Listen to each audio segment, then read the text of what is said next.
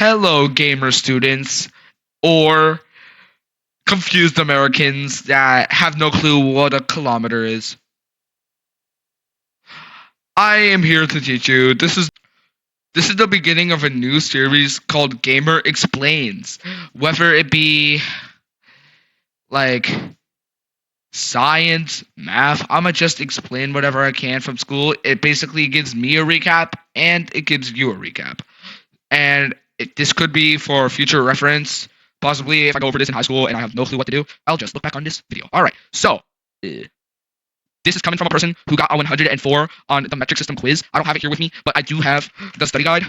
So I'm going to explain it in the best way possible, and hopefully you understand. And I'm going to have to use Microsoft Paint, even though my handwriting's terrible. So this is how it is.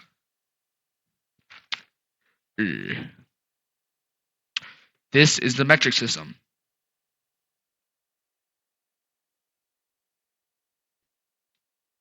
So this is the metric system. I'll go from the highest prefix to the lowest prefix, and this is a fun way to do it. So kilometers, no, kilo, hecto, deca. This is the unit. It's not actually called unit. I'll get back to this one in a moment. Deci and centi. No, not and centi. Centi and milli. So this is the metric system. Units can be meters, grams, or liters. So you add the prefixes with just the base units, and if you have, so essentially kilometers, kilograms, kiloliters, and a fun way to think of this here to remember this, if this is ever popping up on a quiz, you can just say King Henry's daughter usually drinks chocolate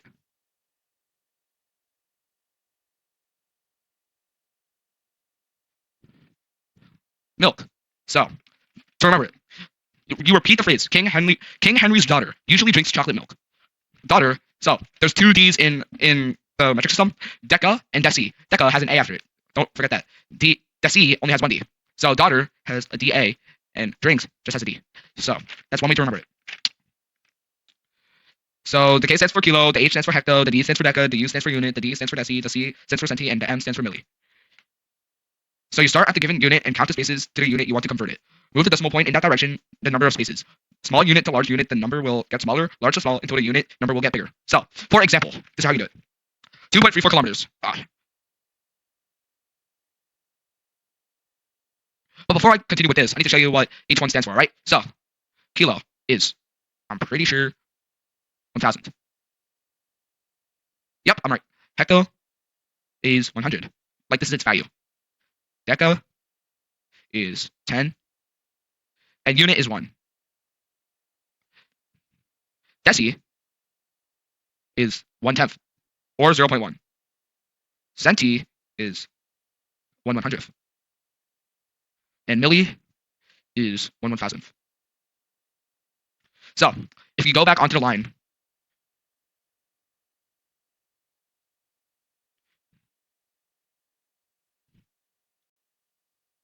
all right. So if you look at the line, this is the unit. So say you have 2.34 kilos, right? And you want to convert it to centimeters. This is how you do it. So 2.34 kilos. Kilometers.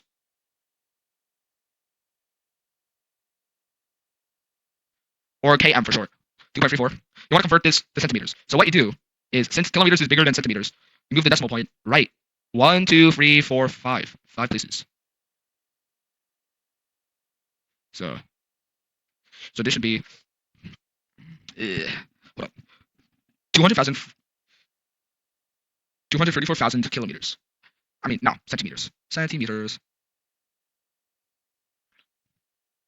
That's the basic. Same goes with centimeters. No, same goes with liters or grams. So to find volume, this is how we do it. Oh, holy moly. To Define volume of a regularly shaped object. You can measure length times width times height, or L times W times H. So it's just like a rectangular prism, such as I haven't drawn one of these in forever, so don't mind my drawing. Peak. So you take the length times the width. Shoot. The length? No. The length times the length with height. Oh, okay. So yeah, so length times width times height, and that'll give you volume. All right. For an irregularly shaped object, such as this Hot Wheels truck or van, ambulance van, you have to use the water displacement method, and this is how you do that. How do I? Oh no. Delete the entire place. All right. So what you do is it's a thing called a graduated cylinder. If you don't know what that is, search it up. But it's like a tube where you can fill liquids in and find some volume. So this is how you do it. So it's a tube that goes like this, and there's numbers on it. Boop, boop, boop. All right. So let's just say this right here is 100 milliliters.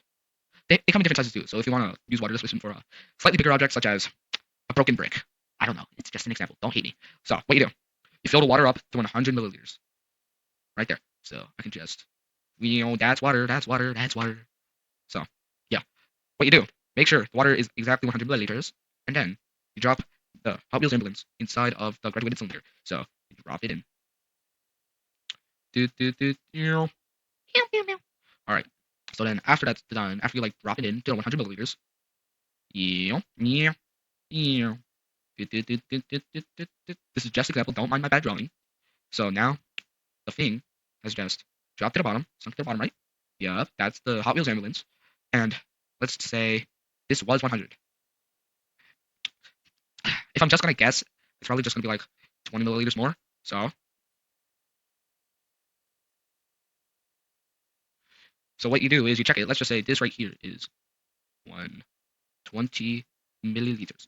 So what you do is you take 120 milliliters and subtract it by 100. Don't worry, in science, in my school, of course, calculators are always used. Even though simple math like this, it might get hard, so feel free to use a calculator. You just need to know the formulas and stuff. Pretty simple. And then it comes out to 20 milliliters. And that's the volume of this Hot Wheels ambulance. Pretty simple.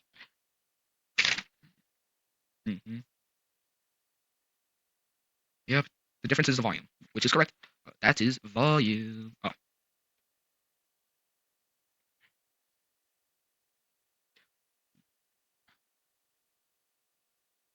So you have to. So when you read a graduated cylinder, let's just say this glue stick is a graduated cylinder. You don't want to be looking from up high. You don't want to be looking from down low. You just want to be looking level. And basically, when you look at liquid, if you didn't know, there's sometimes a curve. You want to read it from the meniscus, which is this is I did this incorrectly, but this is not 120 milliliters. The meniscus is the lowest part of the curve that it shows, right? So you have to read from there. Anything else would be incorrect. Definitions. All right. You got to take notes, even though it's not a open book quiz test. You just have to. It just helps to write this down. So mass. The amount.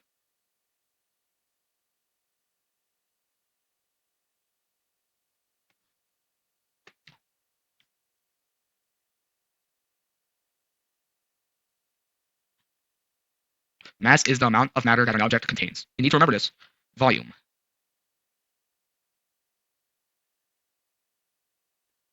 The amount of space an object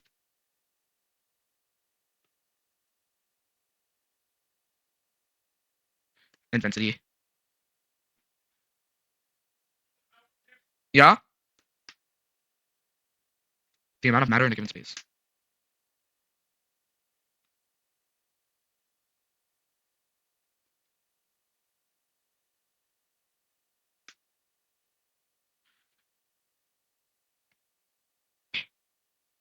So don't mind my terrible click writing. swear I write better in person. I had to write on this thing, which sensitivity is like up by 5,000. So don't forget to subscribe. And goodbye.